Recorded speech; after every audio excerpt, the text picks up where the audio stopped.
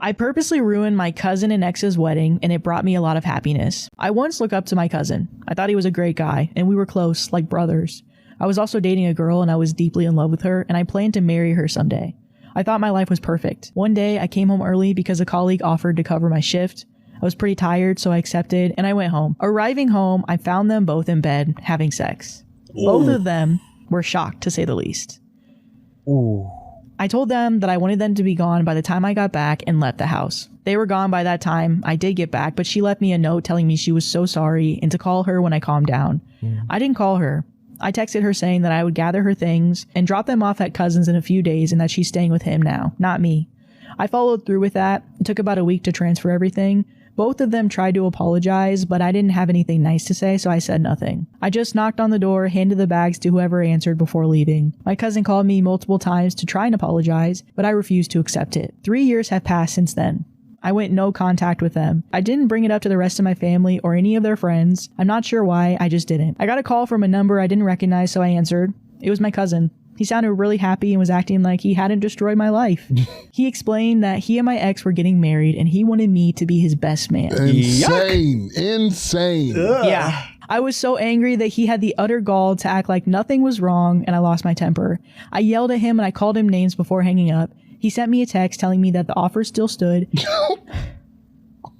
This man's just silly. The offer still Oh my God. And if I didn't want to be his best man, then he just simply wouldn't have one. A few days passed by and I had an idea. I texted him back and I apologized. I sent a paragraph of bull saying I was still angry, but this could be an opportunity for the three of us to heal and move past it. Threesome.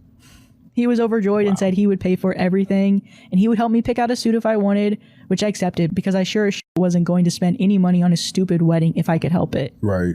The wedding day came. I had spent the week prior writing a speech, putting all the negative emotions that had bottled up over the years into words on paper. The wedding was pretty good. I'm sure one of them had some nice, well-paying job or something because they must have spent a decent bit of money on this wedding for how nice it was. Our entire family was there, as was a decent chunk of my ex's family. Eventually, the time came for my speech. I just remember feeling really nervous as I built up to it, and my voice kept faltering when I was reading it out. But I didn't, and I still don't care, and at least I got it out. I explained what these two horrible people had done to me. I called them the worst names I could think of, and wished them the worst. Then I left.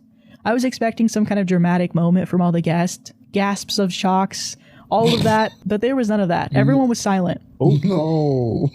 So they agreed. Oh no, it's embarrassing. On my way home, I got a call from my mother angrily telling me that I ruined the wedding and both of them were so upset, and she asked me why I would do this. I told her that they deserved it for what they had done for me, and everything I've said in that speech is true. She kept defending them, so I swore at her and hung up. Since then, I've gotten several calls and texts from others in mine and my ex's family that I ruined the wedding. I've also received a few texts from people who were there being supportive and telling me they were there if I needed to talk. I'm not sure if I feel better having done this, but it did bring me some great catharsis when people were telling me that the wedding was ruined. At least now they've felt, at the very least, a fraction of what they made me feel. Just a little edit to address some common questions. As far as I'm aware, the rest of the family wasn't aware of her cheating on me. Oh. They likely knew we were dating at some point, then we weren't. I've learned from previous stuff that I can't rely on my family for any kind of support, so I've been low contact with them since I moved out of my parents' house, which is why I didn't mention this to any of my family. A lot of people are asking for the speech transcript. I wrote it in a Google Doc and I read it from my phone. The delivery was kind of lackluster. I sounded like I was going to cry and I tripped over my words, but I managed to read it out loud. It isn't verbatim what I said, but it's very close as I was reading this as a general script. So here we go. Oh God, that makes me so sad that he was like about to cry. Oh. Yeah. Hello, everyone. I'm not very good at public speaking, so apologies in advance. It's an honor to be at this wedding, and an even greater honor to be the best man. I was surprised that I was even invited at all, since the last time I'd spoken to the bride and groom was when I found them f***ing in my own bed. Ex's name was my partner at the time, you see, but I don't think she's got the memo that when you're dating someone, you don't f*** their cousin in your partner's own bed. And it wasn't like cousin's name didn't know we were dating. Who knows how long this slimy piece of shit was fucking her behind my back. Weeks? Months? For those unaware, X and I have been dating for 2 years. I loved her with all of my heart, and I was actually saving up to get a proposal ring. Maybe if X wasn't such a cheater, cousin would be giving this speech instead, and I wouldn't have been struggling with my mental health for 3 years. Anyway, I've heard 50% of marriages end in divorce. I hope yours is messy. For the bottom of my heart, Fuck you both. You ruined my life and I will never forgive either of you. And then that's when he walks out and leaves. I can see why that wouldn't go well. Some stuff has happened since the whole mess that was my cousin's wedding. My mom tried to talk to me. She said she saw the post I made. I pushed her away for a few days before finally speaking to her. I'm struggling to find words to describe how things worked out between us. The easiest way to explain it is that we agree to disagree on whether what I done was correct. I got a mix of messages from those who were present at the wedding, some supportive, some telling me off. I was struggling a lot. I've just gotten back to simply functioning, but like I was before the wedding, after I came down from getting my own back. I don't at all regret what I did, and I still feel satisfied that I got payback. I was making plans to take my own life about a month after the wedding. I hadn't told anyone for obvious reasons, but my mom, uncle, and cousin, same cousin whose wedding I ruined, came to me and told me they would pay for private counseling since the mental health department of the NHS is under-equipped to say the least. I went to therapy, found a counselor who was very helpful. He taught me a lot. I got diagnosed with PTSD caused by the discovery of the affair. He's been a big help and has encouraged me to give casual dating a try, to build confidence in myself and get used to rejection as a normal part of life. I signed up to a few dating sites, although I'm avoiding Tinder like the plague. My counselor specifically suggested I stay as far away from Tinder as possible. I've not been very successful in that avenue, but it's pretty much in line with what I was expecting. I've talked to a few people and even got a date schedule, but she stood me up and ghosted me, which hurt. I'm good though, much better. I don't have suicidal thoughts very often anymore. Yeah. Whenever I'm feeling especially like crap, I like to open up Reddit and read your supported messages. Another update, a month later, kind of answering some DMs. So how are you holding up? I'm doing great, all things considered. I have dark thoughts from time to time, but I have no intention to act on them. My counselor is a massive help. He's taught me a lot of coping mechanisms and helped boost my confidence from non-existent to probably a bit above average. Someone said, have you spoken to your ex at all since the wedding? And they say, only when I've been to my cousin's house to visit my mom, which is infrequent. I don't speak to either of them much. My mom just insists I visit him since he's paying for my therapy. I think she's trying to somehow repair our relationship, but once I'm well enough to not need therapy anymore, I'm going no contact with all of them and I'm moving to a different city. And then there was another update 4 years and 2 months after the original. So this was May 18th, 2026. Hello again. It's been quite a long time. A lot has happened. Most of it is boring life stuff that you won't be interested in. I'm not in therapy anymore. I spoke with my therapist about how my family, primarily my mother, was insisting I visit my cousin and ex. I'll talk about them soon, don't worry. And he said it would be best if I go no contact, even if that means losing access to therapy, as being made to see them could make my mental health worse, and there was a chance it could cause a development of CPTSD. Complex post-traumatic. Occurring in response to complex traumas commonly prolonged or repetitive exposure to a traumatic event or traumatic events. I went no contact and the therapy payments stopped, but I managed to save up enough and cancel a few subscriptions to keep going for about 10 months, after which I felt good enough about myself that I didn't feel like I needed therapy anymore. My cousin ended up cheating on my ex. Well, not really surprising, but wow. Kind of like what Brandon was talking about, like maybe he's just a bad person. Yeah. Yeah. I was expecting it to go the other way around, to be honest, but there's a poetic justice there, I suppose. That happened about a year ago. When I heard the news, I didn't really feel anything. There was a time where that news would have made me feel overjoyed, and I've been riding the high of her experiencing the same thing she did to me, but I think I truly moved on. I just feel sorry for their kid. I said in my speech that I said in my speech that I hope their divorce was a messy one, and from what I heard from my family and seen on their socials, it most certainly was a messy one. I don't know if they're still dealing with it. I've heard divorce proceedings can take years in some cases. I don't use social media a ton. I only got this Reddit account and Facebook to keep in contact with non-toxic family and friends and snoop on my cousin and ex whenever I get curious. As for me, like I said, nothing super interesting. I moved to a different city. I got an alright job. It can be stressful at times, but the folks there are great and I get on with them. It's not all sunshine and rainbows, but I haven't thought about harming myself in a long time. So there's that. Thank you all so much for the support over the years. I wish you all the best in your lives, whatever might be going on in them. And top comment. I was struggling to believe the setup here. Why on earth would the groom invite OP to be his best man after banging his girlfriend and then not speaking for years? But I guess that one commenter saved it by suggesting that the family pressured them into it because they were best friends growing up and nobody knows about the cheating. Still, you would think they would at least know that the bride used to date the best man and might consider it awkward for that reason, even without knowing about the dramatic cheating. Somebody else said, see, if the family member I betrayed supports me marrying their former partner that I cheated with, that means they support my affair relationship. So that makes it okay. And so I don't have to feel bad.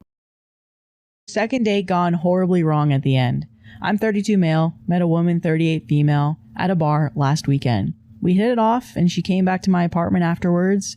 We just hung out, talked, and I made her food before she went home. For our second date, she parked inside my gated apartment complex. It's since free, and we walked to a few nearby bars. Looking back, this was probably my biggest mistake. The date was honestly going well for most of the night, but as it went on, I gradually lost interest. She was flirting with other people while we were out, became much more physically affectionate than I was comfortable with for only a second date. And I also learned she was a single mom whose 2 kids live across the country. Nothing wrong with any of that, but I realized we probably weren't a good fit. At last call, she orders a shot and then afterwards suddenly grabs me and went in for a kiss. We kissed many times throughout the night, but my reaction this time was instinctive and I awkwardly pulled back. I genuinely was not trying to embarrass her. It just hit me in that moment that my attraction had faded. She immediately started crying. I apologized and I tried explaining that I hadn't meant to react that way, but she started insulting me and calling me a douchebag. At that point, I decided date was over. Because her car was inside my apartment complex, I kept saying something like, let's just call it a night and I'll walk you back to your car. She refused and we went back and forth for a few minutes because I genuinely didn't know how she would get back to her car if I left. Eventually, with the bar closing, I became more direct and basically said, we're done here. We need to go get your car. That's when everything went off the rails. She shoved me, so I'm like, okay, we're done, and I'm walking out. Then she flipped over a bar stool and I look back. The whole bar is watching now. Great. I said to myself with my hands out like, what the fuck are you doing? And then she chased me out the bar as I'm walking out, scratched my neck, shoved me into another customer walking in. I apologized to the guy immediately. The manager came outside, checked that I was okay, told me to head home and handled the rest. The next morning, her car was gone, so obviously she figured out how to get it without me. Thank God. Never again. Looking back, I think my mistakes were 1, letting her park inside my gated apartment complex. 2, staying in the conversation too long instead of leaving. 3, becoming too directive instead of simply saying, I'm leaving. So what would you have done different once the situation started falling apart? Top comment. I think you're overanalyzing, to be honest. You can't predict everything, and we're operating on normal assumptions based on a second date. The problem was in her behavior and instability. You simply got unlucky with her, and sure, you can learn a few things from dealing with uncomfortable situations, like removing yourself earlier, but you did nothing wrong, and I hope you don't let it hold you back in the future. Yeah, that's true. Yeah. And Opie said, yeah, I hear you. I never had a date situation escalate like that, and frankly, I'm embarrassed by the situation. It's my neighborhood bar, and I know the bartender's there. Completely uncalled for, I think. Am I the asshole for telling my brother it takes 2 to tango? My 28 male older brother Cameron, 34 male, has been married to his high school sweetheart Alina since they were both 19. Aww. Alina grew up in a very conservative Christian household where she was one of 11 children. And her mother stayed at home while her father worked to provide for the family. Alina has always wanted to follow in her mother's footsteps and be a stay-at-home parent with a large brood of kids. Oh, man.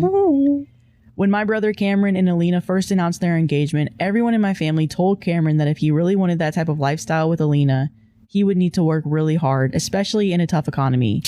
Cameron wasn't concerned and said he had a plan. To this day, I have no idea what his plan was. What is I it? got a plan. They always say that. They always got a freaking plan. I got a plan. So I'm just going to work more. Yeah. Ain't nothing. They're like, oh, yeah. No, yeah, sleep. yeah, that's good.